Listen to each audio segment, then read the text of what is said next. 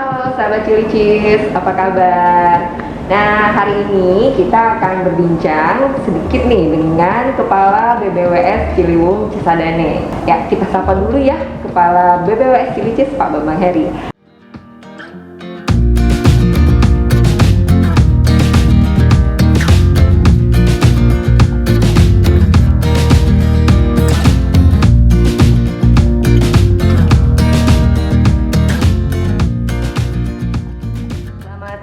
Sore Pak. Selamat sore. Pak Bambang gimana Pak kabarnya? Baik, sehat, alhamdulillah. Alhamdulillah. Nah, memang kita harus selalu sehat nih di masa pandemi seperti ini ya Pak ya. Betul sekali. Nah Pak, ini langsung aja nih saya mau bertanya, bagaimana sih Pak pola pengelolaan SDA nih di BBWS Ciliwung Cisadane? Ya, sebenarnya BBWS Ciliwung Cisadane seperti balai-balai yang lain sebagai unit pelaksana teknis dari Direktorat Jenderal Sumber Daya Air, kita bukan hanya menangani banjir saja. Banjir adalah salah satunya. Yang kita tangani itu yang pertama meliputi konservasi sumber daya air. Kemudian yang kedua adalah pengendalian daya rusak air. Nah, ini yang banjir-banjir itu yang kedua ini. Nah, kemudian setelah menjadi balai, kemudian kita juga menangani juga irigasi. Itu kita sekarang menangani rehab irigasi Cisadane. Kemudian kita juga menangani untuk air baku ya, untuk penyediaan air baku. Kemudian juga terkait dengan konservasi, kita menangani embung-embung. Dulu mungkin juga menangani itu, tetapi ini kemudian kan karena kemudian menjadi balai, maka itu menjadi lebih dilembagakan gitu.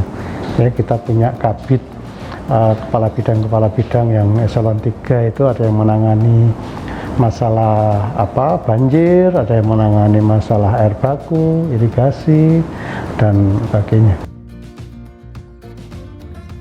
Pak Bambang, selama menjadi Kepala BBWS Cilicis ini ya Pak, apa sih Pak tantangannya sih Pak? Tantangannya banyak. Banyak ya Pak?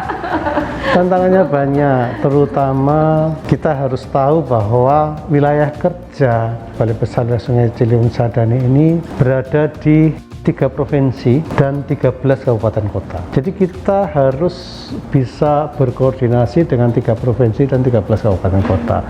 Saya rasa bukan pekerjaan yang mudah karena kita harus tahu karakter di masing-masing daerah, kebutuhannya apa, karena satu daerah dengan daerah yang lain tidak sama. Tapi yang penting kita memang komunikasi. Kalau komunikasi kita bisa jalin dengan baik, koordinasi juga ya, saya rasa semua pekerjaan bisa kita lakukan dengan baik juga.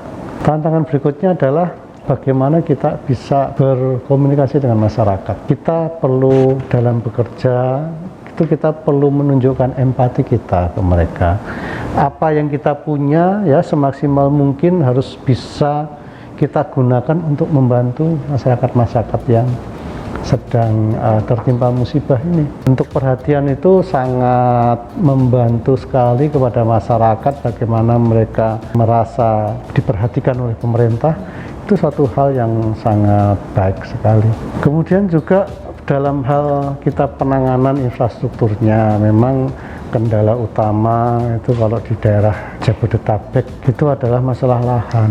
Masalah lahan bukan perkara yang mudah karena di sepanjang lokasi-lokasi yang kita akan bangun infrastruktur sumber daya air ya, terutama infrastruktur untuk pengendalian banjir, itu biasanya merupakan daerah-daerah yang padat penduduk. Nah, di sini kita perlu berkoordinasi, bekerja sama dengan pemerintah daerah. Kita harus saling mendukung ya. Kita juga harus saling membantu. Bahkan bukan hanya dengan pemerintah daerah tetapi dengan kementerian-kementerian yang lain. Baik, terima kasih banyak ya Pak Bambang atas bincang-bincangnya pada hari ini. Semoga memberikan banyak manfaat, pengetahuan juga buat para sahabat Cilicis yang menonton acara ini ya Pak. Oke, sampai jumpa lagi ya sahabat Cilicis di bincang-bincang selanjutnya. Sehat selalu ya. Dah.